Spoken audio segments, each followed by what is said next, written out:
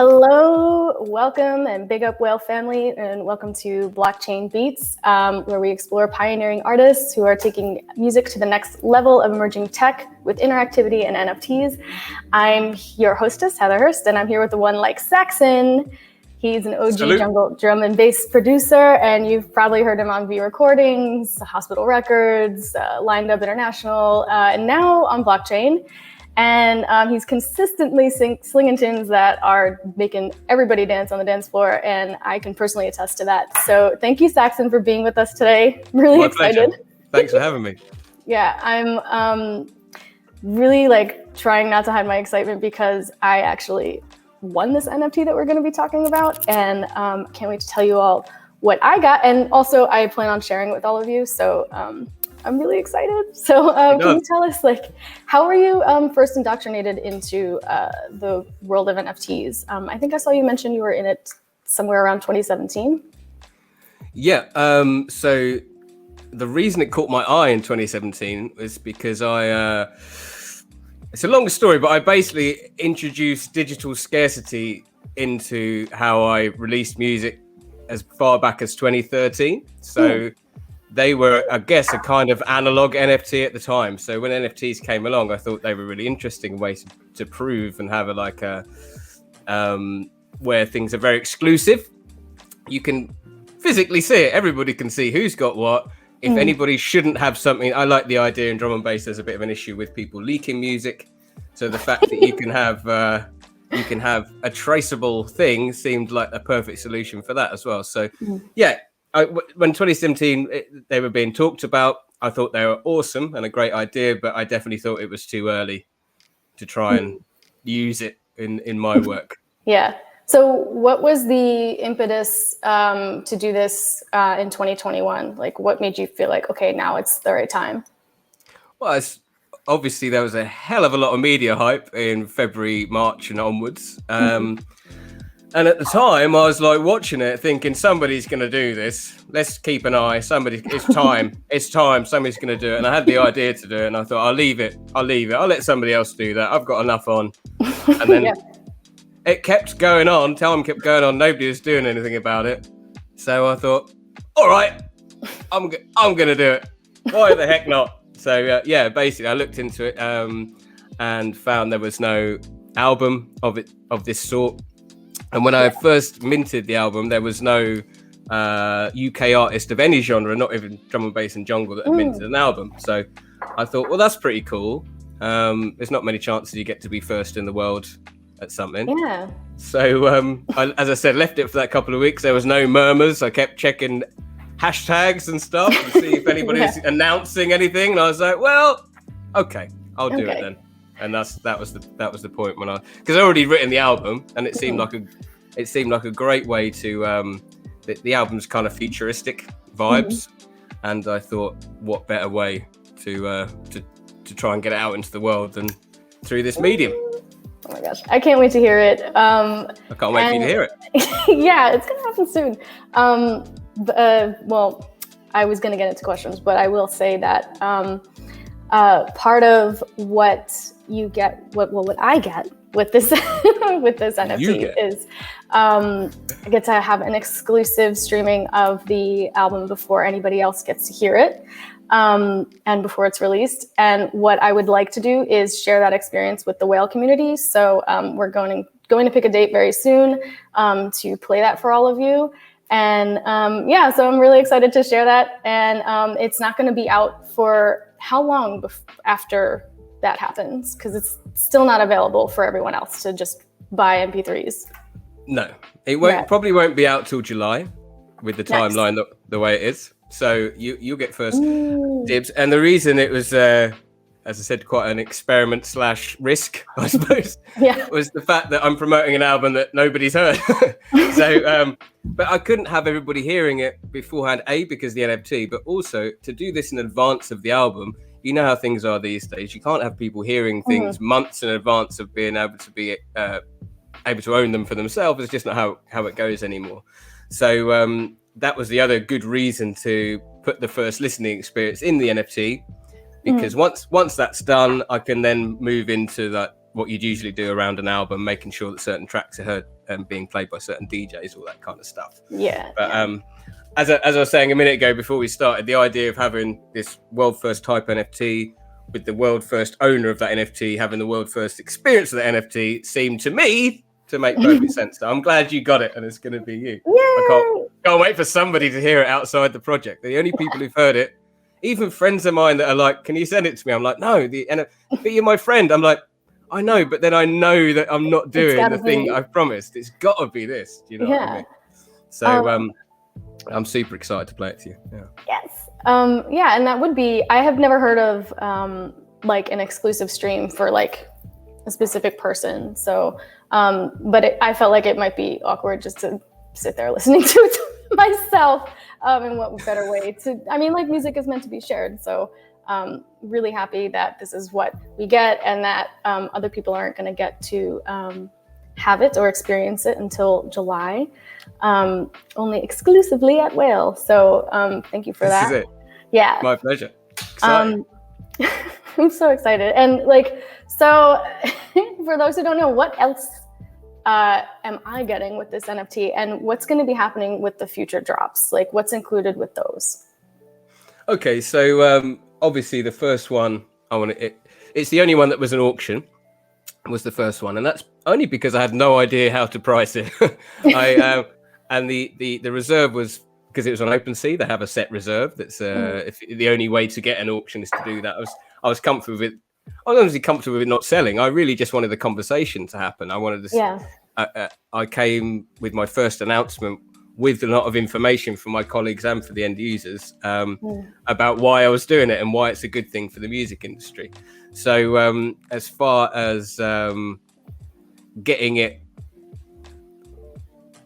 out in different tiers was allowing me to have the first one so you hadn't heard the music, and by the time the second tier happens, people would have started to hear the music. Do you know what I mean? So that gives a chance for a second tier of the NFT. Accelerator.com came to me and they wanted to then launch their own music focused marketplace.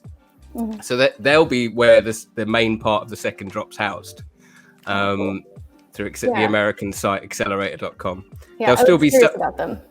Yeah, it's brand new. It's brand new. So how the drops will work. This is the first one. The tier 2 of the first drop is also partly on OpenSea because a lot of people have set up specifically to get involved with my drop. So I wanted to give them something on there that they didn't have to exchange their cryptocurrency to another denomination and allow them just to sort of make use of what they'd already bought because I knew it was only for one person. So I wanted to have something also add to OpenSea that would allow those people who got involved to get something. So the second part of it, which there's just gone up now on OpenSea under Saxxon, is there's 10 different colorways of the album, alternatives that are unique. So you get a unique colorway of the animated album cover, and you basically get a pre-order of the 12-track NFT album. So there you go, Bosh. So there's only 2 elements in these ones. So there's just the fact you get the one-off animation and the actual NFT album, which is extended. There's 12 tracks in the NFT versions, and there's going to be 50 copies in total, spread out over all the NFTs that cover getting the album. There's a total of 50. They're all numbered. Yours is number 1, and they'll all be numbered individually and locked to their respective owner into their wallet. Nice. And be resellable. I want it to be resellable, just like a plastic vinyl album has always been resellable. CDs have always been resellable. So the second tier is geared towards it being easily resellable, because I want to encourage people to use that side of it. Because one of the reasons it's a good thing to be for the music to be released through, because it's very strange after having a lifetime of every type of music we buy is resellable. Vinyl, tape, CD, anything, box sets, anything you're getting, you can choose to sell it at some point. Yeah. The difference with digital, which I've always found a bit hard to get my head around, is you're asking people to part with money, and then that's it. There's nothing. They can never sell it. Somebody selling a USB full of that'd be like totally not cool. No, Nobody'd be cool with that. No. But in this format where it's numbered and the setup is resellable, I think that's a great investment for both artists and the audience as to this medium. Yeah, it's the first time that reselling art is a win for the artist and the collector. It's not just the collector. Yeah, it's amazing. Think of all the great Renaissance painters that their work went up and up, and my work's now worth 2.6 million per painting. I sold the original for 50 quid, but I now feel great that it's worth all this money. It's like, what do you do with that?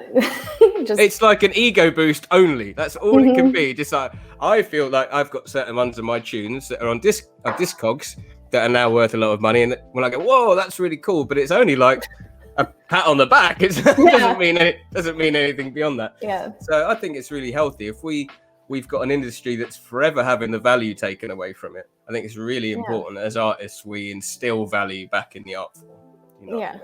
And I mean, I feel like you were giving a lot with this NFT too, like to be able to get all of your new releases for life. Like, I don't want to sell this, but but like as a fellow artist and as someone that appreciates your music, like I want you to get even more for it in the future. Like, I want to resell this for a buttload of money so that it continues to be good for you and good for me. But selfishly, I want to keep it for getting all of your releases. so I was gonna talk to you about that. As far as I'm concerned, right, I'm encouraging this to be a format that's resellable.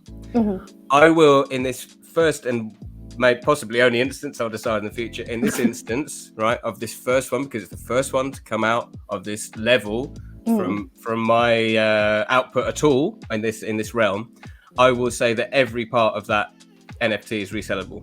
So if you resold it, I wouldn't take your email off the list that gets all the tunes as they come out. Ah, that's awesome. And I think I'll carry that on throughout this NFT. If it did keep getting resold, I don't care on this one. I think it's healthy. If it's an encouragement and it's a perk for getting it in the first place, that you still get that music. Awesome. You get all my digital music from here on in. So feel free. That's awesome. I don't even know what to do. You're so generous. Like, I don't even know what to do with it. I'm really stoked. Well, why not? It's all good, isn't it? It's all good. So you had mentioned that you wanted to get the conversation going more so than being concerned with like what you could possibly sell this for. What are you hoping to get people to start saying and doing, especially like other producers? Okay, so honestly, I've been completely independent with music for at least the last 10 years. And I've never been in too much trouble because I work as an independent artist to do that. And all I'm saying is that watching everybody in the pandemic really, really struggle or just literally panic and not know what to do as far as how to keep an income coming made me realize that people perhaps aren't exploring what's available to them. Yeah. And what I was saying on this wasn't, you don't have to do an NFT, but certainly think about something that's geared towards you, that isn't all about, I'm not anti any particular thing. I think, for example, with Spotify, right? So all artists get very little, as everybody knows, from Spotify. And I've got no issue with the fact that somebody came up with an awesome business plan that was going to make them a multi-billionaire off the fact there's loads of people who want to promote their music. I think that's great for him. But it's only good for him. It's not good for the rest of us. But it's cool for him, and I respect that fully. Well done, Dan. You did really well coming up with a business plan. But my point was where people put 100% of their audience towards him, like, go and check out my thing on Spotify. And the analogy I used, it was a bit like Tom Cruise at the door of Mission Impossible, whatever number they're up to now, being like, don't come and watch it at the cinema.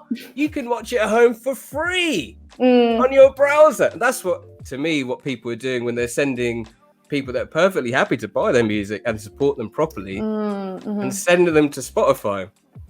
Seems a bit counterproductive. So this, combined with the fact that people didn't seem to have much of a plan B, I felt really like motivated to get people thinking, really. Not say do what I'm doing, not say like this is the way to go, you have to do NFTs now, they're the way. I just said please explore, please take a moment to explore like what else you can do as an artist, to interact with your fans, to give more value to people or audience. I like audience rather than fans. Fans are weird. It's like you're saying you're a short for fanatic. You're fanatic. Insane for you. Not that. But for your audiences to have a different, cool way to interact with you, do you know what I mean? That will be as broad as our imaginations can carry it. As simple as that. And specifically on NFT front. But my motivation was the fact that I found it really hard to watch it. A lot of people express that perhaps they didn't have an idea what to do around what they usually do. And what it was about really was to not have all our eggs in the one basket. I mean, as we noticed, a lot of people's eggs were pretty much 99% in the performance basket. Yeah. Because that's the way the industry's been adjusted, that people are quite used to the fact that their music's a commodity in order to get to the end result of having a gig. And I've always had a bit of a issue with that. And if we keep supporting that, how much less value can we possibly get? Do you know what I mean? It can't get much less. Yeah. And I'm an artist. I'm not somebody who just opens up a project and copies whatever was the hot tune on Beatport this week. So I maybe take a little bit more time over my stuff. I can't have it having no value. It's not a future that I'm happy to sit back and just take. Do you know what I mean? It has to be, and somebody has to speak up and think about it. And nobody else was. So I had a little crack at seeing a little bit of a mind state shift, that perhaps we don't focus too much on the things that are designed specifically to benefit other people. Yeah, and I agree with you. There's this sort of overall mindset, especially for DJs, it seems like, or just like gigging. It's like you have to like earn your stripes, and you end up like paying to go play. Like even if you are getting paid, it's like breaking even for a lot of people. And to hinge all of your, I guess, your income on gigs, and then like maybe releasing something on Bandcamp and maybe 5 people buy it or something, like it's just not, it's not fair, it's not sustainable. And I feel like this whole world, this technology, maybe in 5 or 10 years is going to change that for a lot of artists. At least that's what I'm hoping will happen. Me too. Me too. Because surely we want our artists well paid, because then they've got more time to think about being creative. They're not when people and I definitely felt it when I was trying to promote this. People are like, trying to do something for money. So what you're saying, that top end artists who are like rappers or whatever that shout about money, that's cool. But people below that aren't possibly allowed to talk about anything that's involved with the money. So that's very uncouth.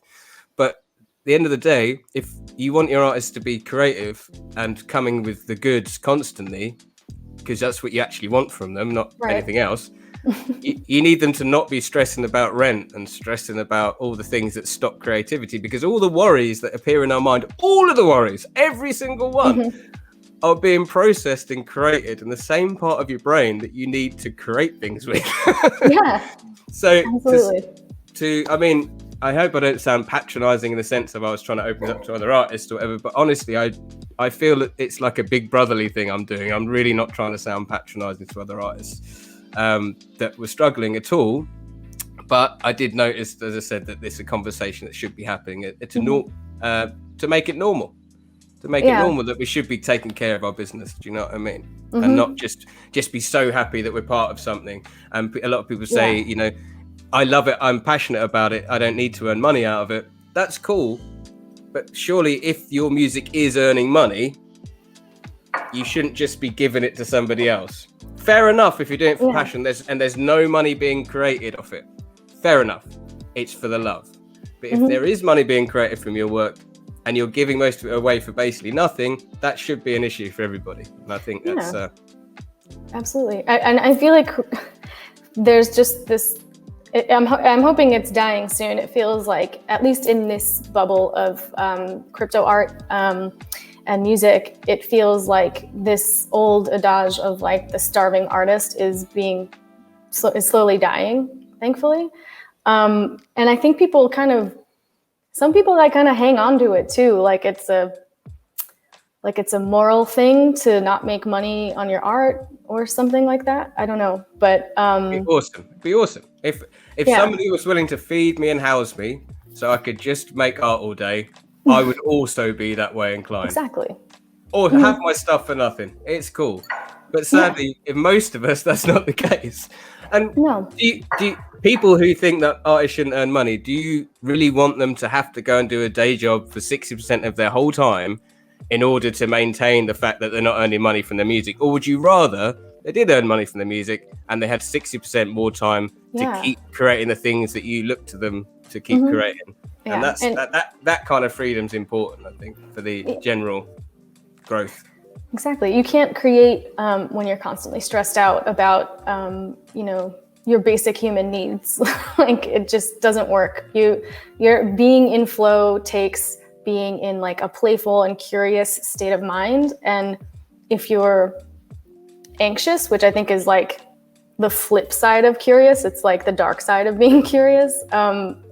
It's just really hard to create from that space. And I think also it creates like a sense of desperation too when you put stuff out, because like maybe you're not creating as much as you want to and you're just like, oh, this has to work or something. I don't know. But there we go. That side of it as well, because you're limited for the time, because you have to get back to the other thing that actually earns money. It's all really counterproductive. And that's why, a lot of people that maybe younger people get to move through faster when they haven't left home yet, because they certainly haven't entered that realm. And that's super cool. Respect. Enjoy that time. But would you find it cooler that when you do leave home, that this thing is actually that you committed all this time to can actually at least like cover your ass? Do you know? Yeah. And I think it also helps for artists to be completely transparent about what money they're getting for what too, like actually having that conversation and it not being like normalizing having that conversation, because I think some people just stay in their own bubble and then like they might hear a couple years later that somebody's getting X amount for this gig or whatever. And it's like, well, hey, wait a minute. Why am I working for free or for $50 or something? And I think if it were more normalized, then people would stop accepting gigs. And my advice is for artists is like, just ask, get really comfortable with saying, is there a budget? Like, is there a budget for whatever they're asking you to do?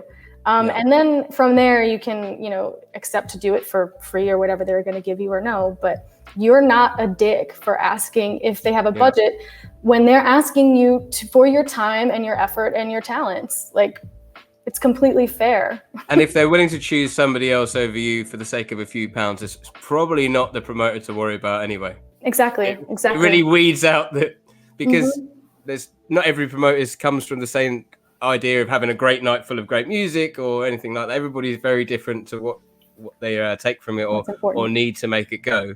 And judging it case by case is very important. But also, if it's somebody that's willing to take, if you can't get £50 to cover your fuel and they're wanting to give home something cheaper than that, save yourself the time. You've weeded them out by asking, basically. You've weeded out who they are and what they're like. What they're about too. Yeah. Be good, obviously, at the same time on that, be good to other artists. If you're going around doing everything for nothing, you're literally like Tesco's going around. You're undercutting everything else. Yeah. Why would somebody be getting paid when there's everybody willing to do it for nothing? So if people are a little bit knew their worth a little bit more, or put their foot down about their worth a little bit more, it'd be better for everybody. Yeah, and I really feel like the more artists that do well and start, asking for more, it just helps everyone else. It lifts everybody else up, because it's not sustainable for this to keep going on, especially like after this pandemic and people are trying to recoup everything that they've lost. Like, I don't think people should accept anything less than what they need to, not just survive, but to thrive as an artist. Yeah. And so getting a little off track from the NFT though, but But no, it's all around artist independence and getting the best out of your artist that you look up to or you follow. You know what I mean? Yeah, and it's funny because even in the music industry now, like some record companies are realizing that artists are getting sales on NFTs and they're not getting a cut of that. So they're starting to adjust new contracts to include that so they can siphon more from their creatives. I think that's only right. It works both ways. And one of the first things I'd hoped for when I was trying to make my point about it is that if we create the demand for an adoption of this type of technology, it will adapt to being more specific to our needs. If we don't create the demand, why would anybody adapt it? It's just going to stay as it is in that format. So if we adopt it and more people use it, the chance of it being changed to something that's more specific to our needs would be great. And one of those things I hoped was that artists, labels in general, would be adopting this kind of thing as a traceable way to pay their artist dividends that everybody can see, that's split at the point of sale and rah-de-rah. Is that me? Hold on, I think I'm frozen. I can hear you though. Can you hear me? That's fine. I've got like Discord notifications going up. Discord oh yeah, I'm having the same problem too, but I can hear you. That's weird. Okay, that's cool. Hold on, it says my internet. Oh, Discord is just bugging out. So, well, this is being recorded, so on StreamYard's end. So it'll come back to Discord eventually. We'll be smooth. All right, we'll be back super smooth. It's okay. It happens sometimes, unfortunately, but at least it's still going. Oh gosh, where did we leave off? You were saying that this could be, yes, that record companies would use it as a tool to be able to pay their artists dividends and in perpetuity, and it be unable to be fucked with or taken away. Like, I think, not a lot of the labels I work with, obviously the ones I work with on the regular, they're all 100%. Everybody I go back to, they're all 100% play the ball, play ball correctly. But a lot of labels aren't so much, and that's where labels are going to miss out to things like Bandcamp and NFT, because why worry about trust when I do it myself? And if trust was taken out of the equation, and then it was fed through this, it would mean, you know, I think it's a good thing for labels to adopt it. Do you know what I mean? Yeah, me too. I'm hoping to see that in the next couple of years. But it feels like, it feels like this has been taking some time to grow on people. I mean, I think NFTs have only been around since 2017-ish. So, you know, that's only 5 years. How many? I think 2017 is 3 years ago. I'm still in... 4 years. Four and a bit. Depending on when it was, but yeah. So I think it's just a matter of time, and it's really good to see. I was really excited that somebody in another junglist was like into this and doing something with it. I think that more artists in the space need to pay attention to it, give it a chance, educate themselves. Can always come to the whale community, Token Smart. There's a lot of spaces where you can learn more about it, and it takes some time. There's a lot. It's like worlds within worlds on blockchain. It's going to be, once it gets simplified a little bit, or they're not necessarily simplified, or there's like an industry standard or one spot that does something that makes it easy to really straightforward to get involved with, then you'll see mass adoption. Yeah. While it's still a bit confusing. I mean, people that I've even explained it to a few times are still like, I still don't get it, man. Yeah. It's like, really? And that's cool. I mean, it's cool. I mean, for me, it made sense already because I understood why digital scarcity needed to exist. Yeah. Because that's why I came up with it for my music, as I said, in 2013. Because, well, if we go more in deep into that, it was the fact that I came into the scene just as vinyl was starting to not be pressed.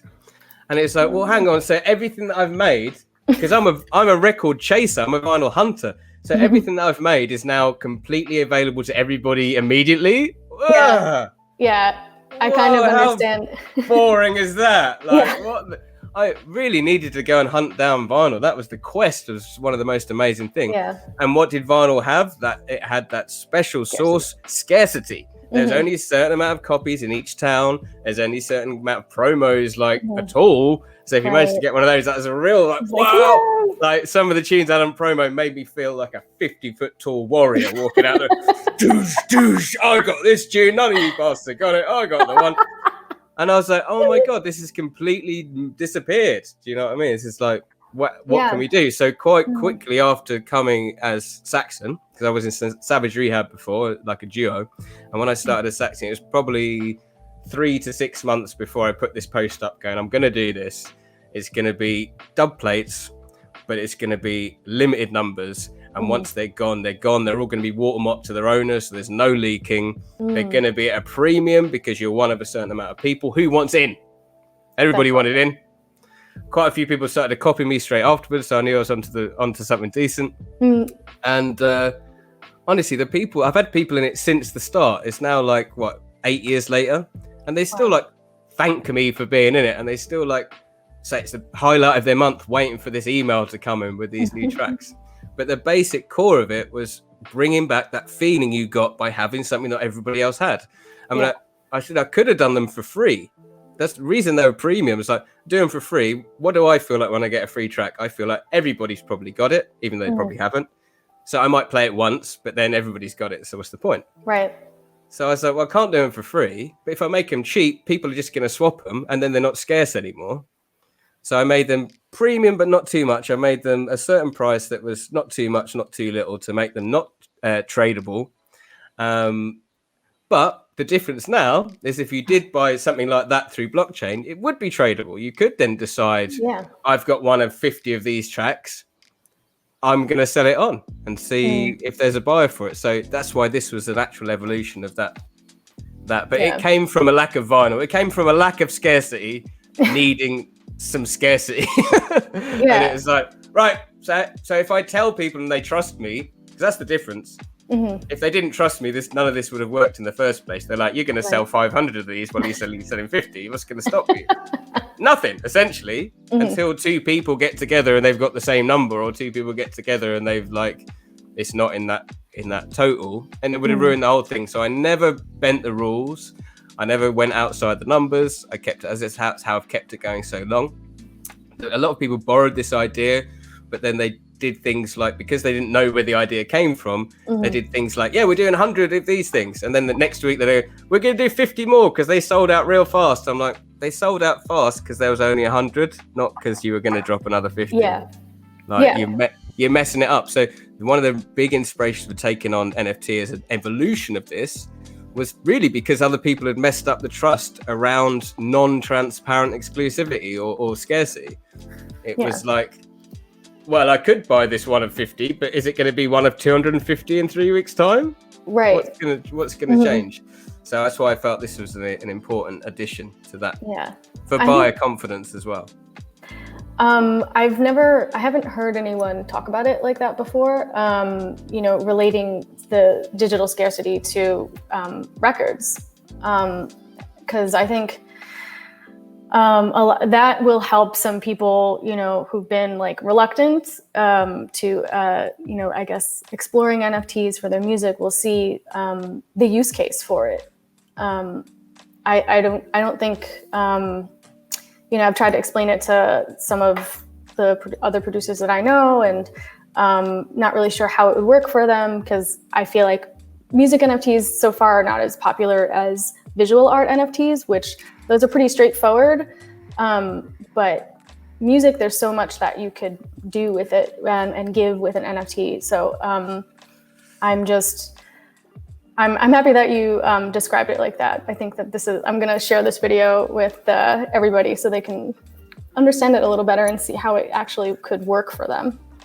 Yeah, I mean, what I see it as is, for me, it's and how I use it is it's just another tier in the usual few different tiers you'd use throughout a release. And that normally might be, you get a Bandcamp exclusive first, so the artist gets the best dibs, and then like a week later it will be a Beatport exclusive, and then after that it will be on all shops and Spotify. There's your standard tiers. So all we're doing here is saying leave all that as it is. There's no harm in leaving all that as it is. Just stick a first tier on that has cooler benefits for the people that are really into it. The people that are really into what you do will be interested in that. It's not for everybody. That's why I found it honestly a bit stressful to try and promote this. It's like, well, I don't want to keep hammering on about it. I certainly don't want to be getting people into NFT that aren't into crypto, or making people feel under pressure to learn if they're not into it. I was really just trying to capture the people that were already NFT swayed, or at least crypto swayed, and then just open their eyes to this. But I didn't want to promote it so heavily so people felt pressured to like get into it for the first time, because that then puts me into like some position where if they lose money, it's basically my fault. Or if they don't, if they don't understand it, or or something bad. So I was really being very careful about how I promoted it, which made it really hard going. It made it really hard to sort of judge who was into it, and it made it hard to judge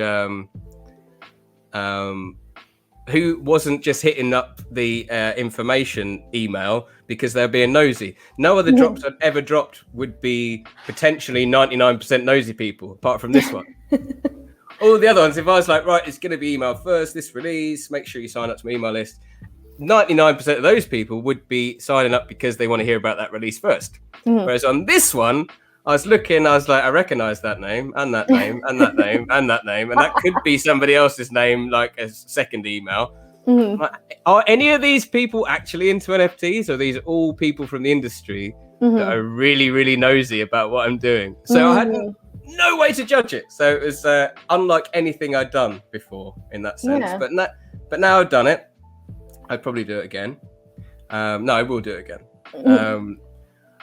But it was probably after a year of being just in the studio, like doing what I'd usually do. It's probably the most stressful couple of months I've had for all of pandemic. Do people want this? Yeah, we'll find out. We'll find out soon. Oh my God. What would you have done maybe differently, or like what made it stressful, and like what do you think would have made it less stressful for somebody who's maybe trying to do the same thing and mint their first music NFT? I think that the main thing is, for me, that made it stressful for me is I'm usually one to read my variables and read my ways of telling if something's on the right track. And on this thing, I had no way to tell, no way at all. So I don't know how I changed that differently, apart from making sure I was more involved in established communities from the outset. There was a presence in there, but I wasn't sure really. Although, as I said, I have an understand why it needs to exist, etc. I wasn't necessarily tied into the community. So something you advised that was to be in making sure I'm in there. But there's so many, I had no idea really which ones were the ones to be present in properly. So I had a bit more time on that. What else would I have done differently? I would have learned early on that there was no way to read the variables and stopped bothering. That's what I'd have done differently. Stop trying to work out if it's working or not. Just go full hog and making sure that you're doing everything you can do. Whereas on this case, I was like trying to look and see and judge and read into things because I didn't have my usual judgment points. Do you know what I mean? I'm like, So those two things probably just go for it. Because honestly, everybody, like, when you look on your stories and Insta, you can see who's looked at them. Suddenly everybody's looking at my stories, like whatever they're about. People that I've never noticed on my stories before, all like main people in the scene, all the biggest dogs, all suddenly people I might be really friendly with in real life, but they don't bother looking at my stories. They phone me. Like, all of these people every day in every story, like, whoa. So I was feeling a bit of pressure from that. I'm like, I hope you guys aren't copying me, because this is a beta test, not a blueprint. If you think this is the blueprint, you've come to the wrong place. This is a beta test. Like, let me beta. Help me out here. So. Yeah, I mean, I think it's true. Definitely letting go of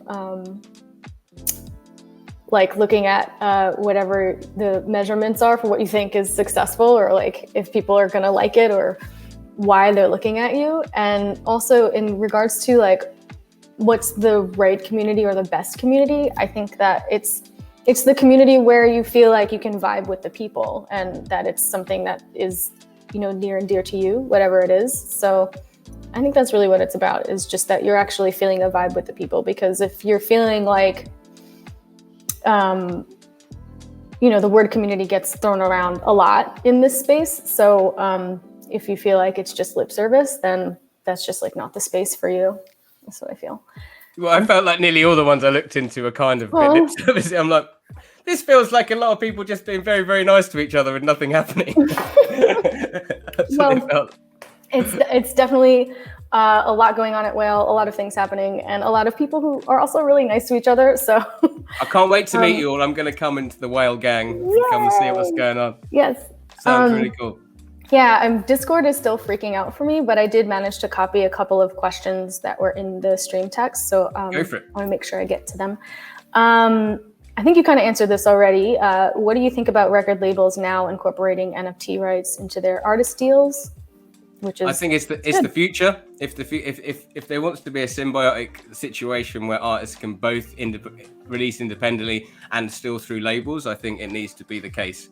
Yeah. That's becomes industry standard, and I think it will do. But once again, that comes from demanding it. If nobody cares, no artist is demanding, their label gives them that. Why the hell would the label worry about it? So it's up to us to demand like a little bit more in regards to that kind of future proofing of what we're doing, and giving it more than like the week of release focus. You know what I mean? There's other reasons to keep promoting it. There's more reasons to get. It's more reasons for the label to keep promoting it.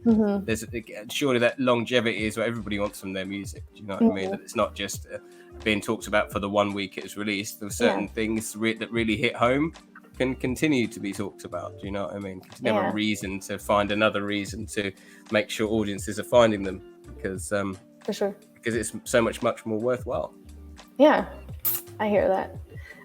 So another question is, will you be dropping another album, NFT album in the future? Hell yeah, why not? I strongly feel like now I've done it, I need to sort of stick to it, not being like I did it one time for gimmick, because I feel like I had a very genuine reason for doing it in the first place. I feel like I had, when I was like deciding to do it or not, I'm like, no, honestly, I kind of brought digital scarcity into my scene. Don't get any credit for it. I've never asked for credit for it, but I definitely started the idea, and it's carried into a lot of people being able to pay their bills from borrowing it. So surely I should be the person who leads the way. If I led the way on that, surely I should be the person who leads the way on this. So I was up for that. As far as like another album goes, I haven't actually even dropped the concept for this album, because I wanted to have more stuff to talk about, obviously, and not just talk about everything around the NFT. So I've said everything already. So as we're on a closed community and you're the first person to listen to it, I could tell you about that if you like. Firstly, answering that question, the next album I've got lined up are probably going to be more vibesy, like a liquid vibes, that kind of thing. So I've got a lot of that music I've written, and there's going to be a lot more getting written over the summer because I get inspired by the weather. But as far as this goes, what's basically ended up happening, and I sort of reverse engineered to the point of where it started happening. My next door neighbor here is where I live is also a producer. He produces techno, really good techno. I actually didn't think I liked techno till I went to enough things with him that I'm now like, oh, I do. I just hadn't heard the type that I think is cool yet. That happened to me last year too. I was like, oh, I like techno. I like tech house. Oh yeah, I did as well. Tech house. I know it's not cool to like tech house, but I did. I was like, some of these got really cool sounds in them, and the production's amazing. And I also found out like Detroit techno, I like the really percussive ones with no cheesy melody. It's just like driving beats, and anyway, that's a whole other thing. But so I was he does like I appreciate his music, he appreciates mine. We're brothers, do you know what I mean? He might be my neighbor, but he's my brethren. And I was like, oh, I bet, have you ever heard any like late 90s like techno influenced darker drum and bass? And he's like, I don't think I have. I say, oh mate, come true. So I sat him down. I was playing him everything from that era. I was playing him Wormhole album. I started off with the Creeps, because that's Ed Rush and Optical Creep, the Creeps, because it's got lots of very techno influenced tracks in it, and it's even more so techno. But then we went to Wormhole, and then went all the way through Old Bad Company albums and Under Fire recordings and Conflict and Kamal and Rob Data and all this stuff. And he was like loving it. And I was like, and I was loving it twice as much. I hadn't been listening to him for a minute because I don't have them digitally. I have them all on vinyl. So I hadn't listened to them for ages because I hadn't played vinyl for ages. And I was getting all my initial inspirations, but my first inspirations to make drum and bass and not to be a DJ was off the back of not having enough tunes to buy. That was one of the main reasons I started producing, because I was like, I need to fill the gap. When I was a DJ, I need some tunes to fill the gaps. I can't find them, so I should make them. But the thing that really sort of spurred that on further was coming back from a rave, listening in the car to these amazing tunes of this variety, like I just said, listening to the conversations between the two bass lines. I'm like, it's two like living creatures talking. It's amazing. Like, I want to make these conversations. I want to make these things that like blah blah blah blah. Yeah. Blah, blah, blah, and the more you do conversations, like if you ever stuck, anybody that produces, if you ever stuck from a tune, do with your mouth a conversation. Oh my god. And you will find the riff. So it starts with this is great.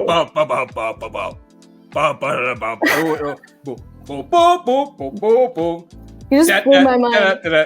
And every time you have an answer, a question, you can think of the answer for it. So if you're ever stuck with writing a riff, get a dictaphone out, do that, and then try and put it in the tune. That's fucking genius.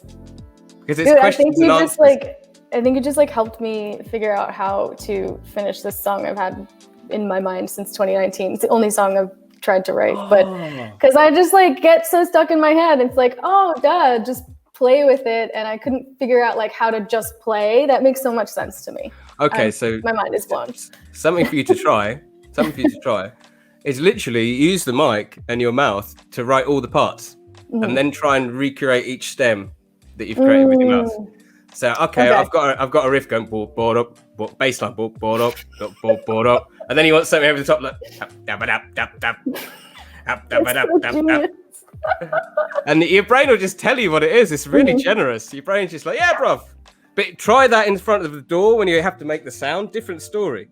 You've got a different part of your brain working. It's not that part of the brain anymore. You're like, oh, but just how do you actually make them? Maybe you need to, and then you've lost the idea. So having it in the dictaphone is definitely something I recommend to get something natural question and answer. Anyway, so question and answers was a major influence as to wanting to make some stuff. So from showing Miltos the stuff next door, I then started writing music, and it was only when I'd like almost got an album together's worth of music, I started taking stock of it. I'm like, I've definitely been influenced by that session. I was like, what? Because I'm quite funky, usually a little bit cheeky. And some of these are quite serious, like space age shit. And I'd also been during lockdown watching and rewatching all my favorite old sci-fi. I was finding sci-fi was the perfect escapism from lockdown. Because it's dark and especially desolate moon stuff where it's how I felt. I was isolated and do you know what I mean? It really matched my mood. So I was absorbing or loving all that. So essentially what Fractions is a concept album around like a future sci-fi theme. There's a whole storyline to it. It's got like it's basically a movie soundtrack to a movie that doesn't exist. It has a whole storyline. It has characters that aren't in the album, but it has a narrative that carries the whole thing together. And I haven't told anybody else that yet. So it's exclusive to you. Exclusive news. That's really cool. I was going to ask you, like, how was the collaboration process with Pavan and I'm sorry, what is their name? On the tip of my tongue. I have it right. Toby Bamford.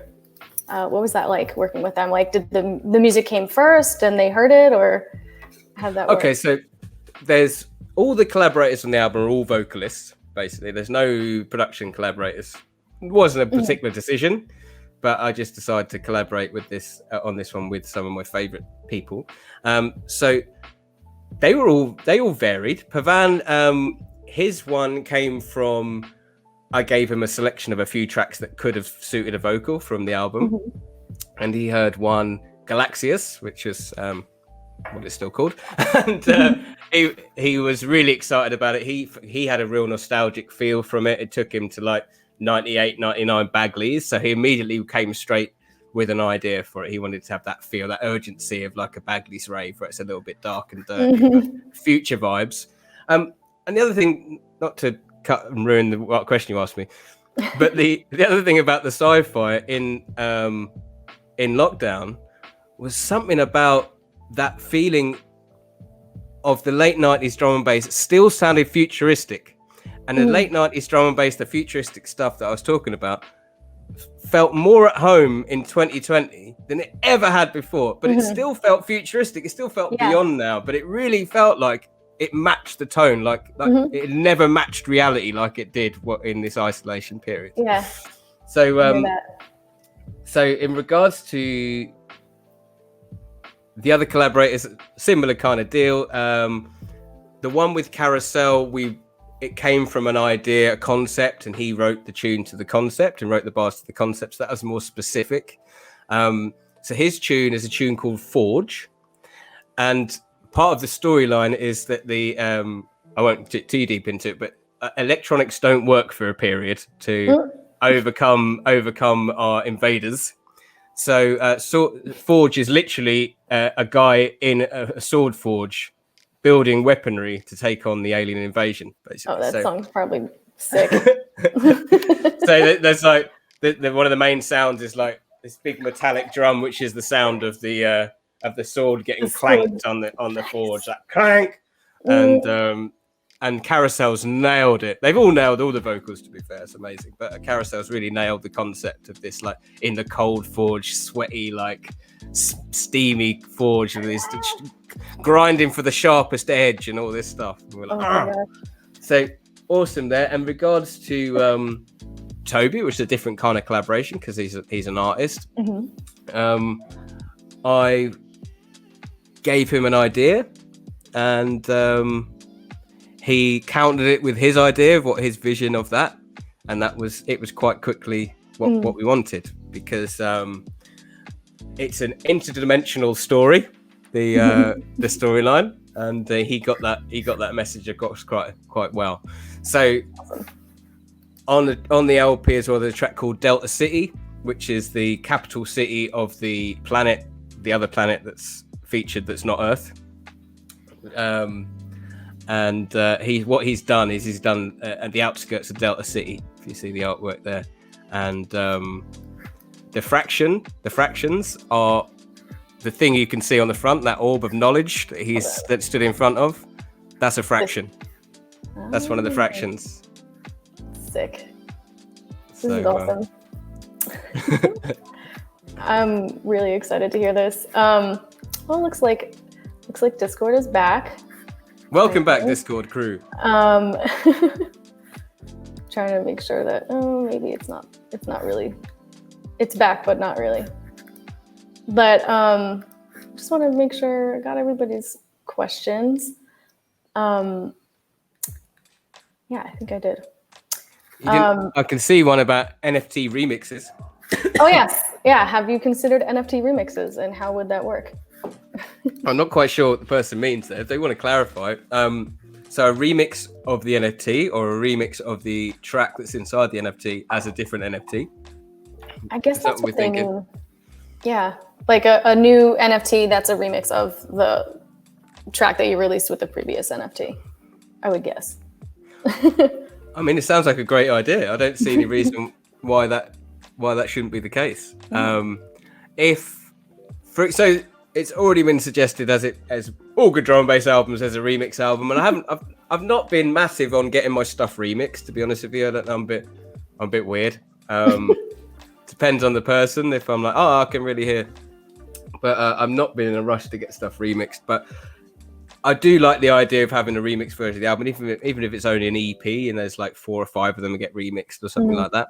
And why not release that as an NFT first? Do you know what I mean? And honestly, as far as like NFTs come out, like I said, it should just be, we drop the whole fact there's this new term, and it's just another tier for the people that are into that kind of thing. Yeah. Just like Spotify's only for people that are into that kind of thing. I'm not into Spotify. I can tell there's definitely millions of people that are. So they should have something served to them. And it's just like the NFT. It's not for everybody again. It's for even less people. But that doesn't mean that there shouldn't be something available to those people that are into that way of receiving the music. Yeah, it makes so much sense. Like you were saying earlier, not putting, as an artist, instead of putting your eggs all in one basket, you're creating basically tiers of offerings for people, and NFTs is just this other thing that you can have in your repertoire of services for your creative services, basically. Definitely.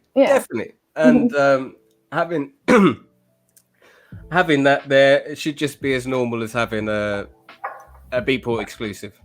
You know what I mean? As time goes on, really should be. We'd love to make sure that about the most negative feedback I got was about the ecological side of it. But I've been trying to explain how that's been greatly exaggerated, and the rumor of this exaggeration is carried amazingly. So yes, I'd love them to be clean. I'd love the proof of stake to come in and be a bit more general. Yeah, and generally like make them as clean as possible. But just a quick note to people that are going on about this side of it when the facts haven't been out there correctly. You do know that when you're using Instagram or Facebook to complain about ecological things, they're literally rooms and rooms of servers running that. So you've got a really fast running app. So until you're telling me this on a slate or something that doesn't use electricity, it's really irrelevant. You know? Yeah. Because that's what I was like, oh no, the ecological side. But then I'm like, dudes, I haven't been on a plane for nearly a year and a half. That's not heard of in my adult career or life. I don't have a car. I eat local produce. My carbon footprint is tiny. So if I want to sell a few NFTs that haven't got the level of power consumption that people believe they have, I'm really not hurting anything. But I do at the same time want it to evolve to something even cleaner, and it will do. Once again, it's about creating the demand and telling people that's what we want. Yes, we love NFTs, but could you make them so they don't take so much gas to create? So that'll come from demand, I think.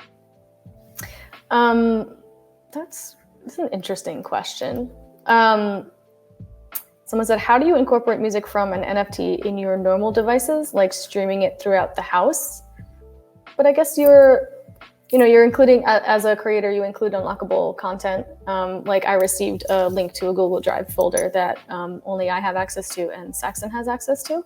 So you can just download those songs and play them however you want, or display the artwork. Once you download it, the download is, I guess, is the duplicate. It's not the authentic original anymore. The only original one is sat inside the link that's attached to the NFT. But once you've downloaded it, you can put it on any devices you want. There's not like, at the minute, what the real NFT part of the NFTs with music is the artwork. That's the bit that comes down to your wallet. That's the bit that comes down in all the normal ways.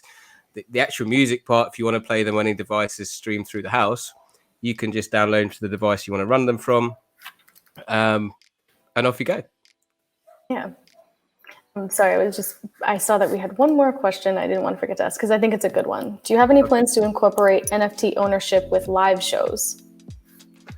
Okay, so do you mean that we can have like tickets inside the NFT as an addition, or are you thinking you could own some snippets from a live show? Okay, like they do with the NBA things. With Top Shot. Could you clarify that question? Yes. I believe that question was from Spencer, maybe. But whoever asked that question, if you would like to clarify. But I would think, I guess you can answer for both. If I'll happily answer for both. They might not be interesting, but I can definitely answer for both. So in regards to tickets, yes, I think that's a natural progression. Obviously, I think we've all seen tickets. I'm sure all the big companies are working on it. Otherwise, I'd have started my own company. But I'm sure they're going to be, because I saw it absolute benefit. Like the end of ticket touters, surely. If only the person who buys it can use it. That'd be one thing you could do. So you could stop the resale thing. You could stop ticket companies buying up thousands of a popular event and reselling for higher amounts, because can only be locked to one single person who then needs to turn up with ID. I think that's a great way to use the ticket side. In regards to incorporating ticket sides type things in my NFTs, I am in my next tier. I have got one that touches on gigs, where in this 10 that I've mentioned to you, I'm doing a golden ticket. So in the 10, there's 4 different golden tickets. So out of the 10, there's 4 different things you can get. And one of them is tickets +1 for any local show or festival that I'm playing at. So if you bought the NFT and you got that golden ticket, the next time you see me appearing locally, hit me up and you'll get my guest list +1 for that show. Whether it's a normal show or it's a festival, I'd make it happen, and you'd have that. So that's one way I'm incorporating it in a minute, but that's in like fun. I didn't know if this is a needed thing, but I like the idea of having a golden ticket and not knowing what was inside. It's a bit like buying the trading cards when I was a kid and not knowing which one had like the awesome thing inside it. For, you know, it made it a little bit more fun. So I thought, why not? Schrodinger's NFT. Let's see what's inside and I get it. So use it for that. And then regards to the flip, no, I personally hadn't considered the opportunity to sell like a sick double drop video of me dropping 2 tunes. If somebody wants it, or like to have an exclusive experience when you come to town, like I don't know, get on stage, or I don't know what else you would do as a DJ. It's kind of distracting to have someone standing there while you're playing. I don't know. You could certainly have like. Well, like you get to be the VIP, You could be VIP. You can have a drink with the artist after the show and stuff like that, after the set, and go and have a drink in the green room or something with them. Anything that people want to put involved that their audience would be turned on by, I guess, is totally relevant, because, like I keep explaining to people, basically we're talking about a smart contract that can be anything. Which is why when you looked at my top NFT to start with, there's a lot of stuff in there. But the point was, it was an example NFT. It wasn't like I felt it needed all those things.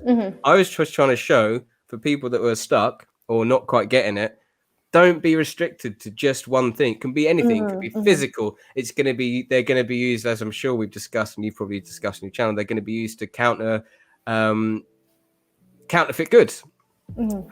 And I know Louis Vuitton are already looking into making sure there's an NFT with each item that they make, so you can check to make sure your numbers correspond to your locked blockchain ownership of that particular one-off bag. They're going to be everywhere.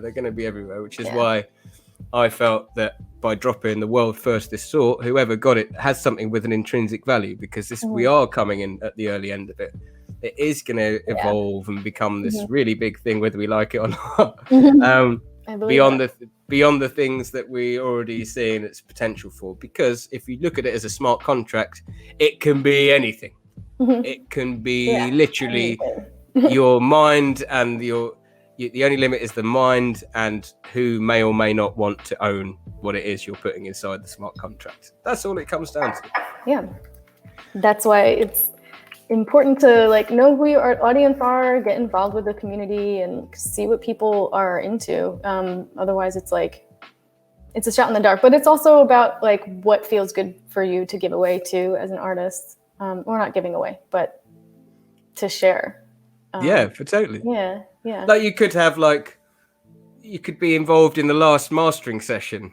You could be exclusive live streamed to the final master of your favorite artist new release. You know, I mean, you could hear the last tweaks being made.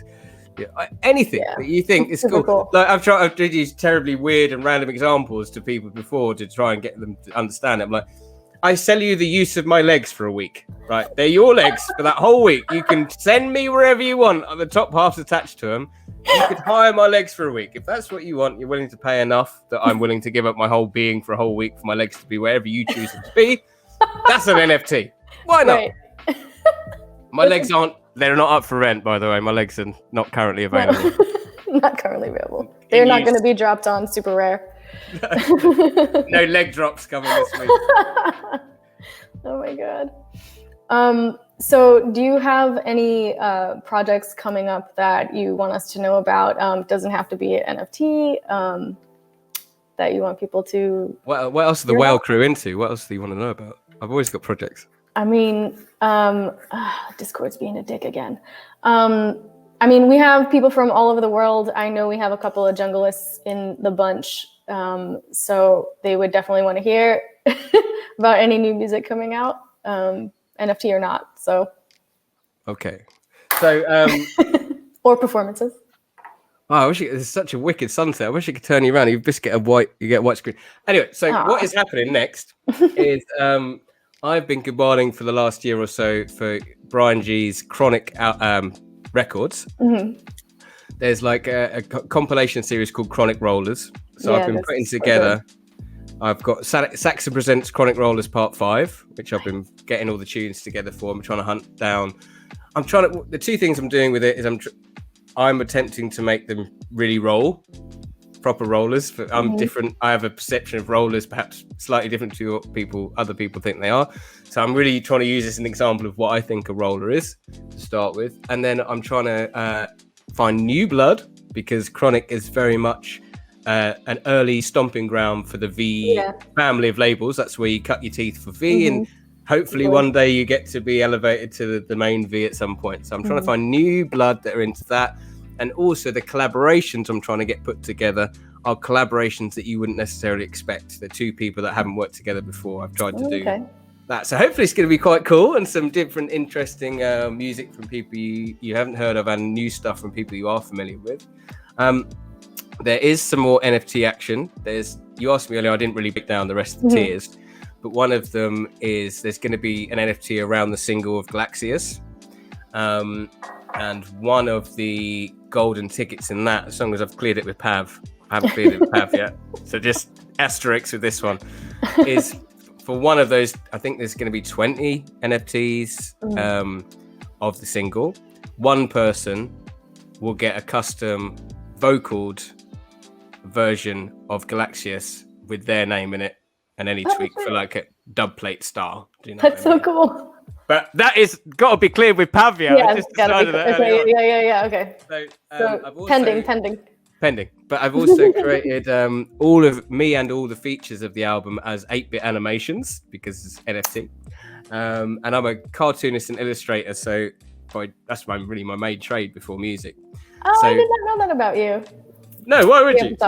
Not really something I talk about, to be honest with you. So I wanted to sort of use a little bit, because it was art. I was like, I've got to do something, make something myself. So I made some 8-bit variants of them. So they could be just linked to the individual's tracks. So there might be an individual NFT around each of the featured tracks. And then you can have the corresponding 8-bit animation with that artist and the track, and some other perks around it. So that would be going on. That's fun. Then, so little exclusive as well while I'm here.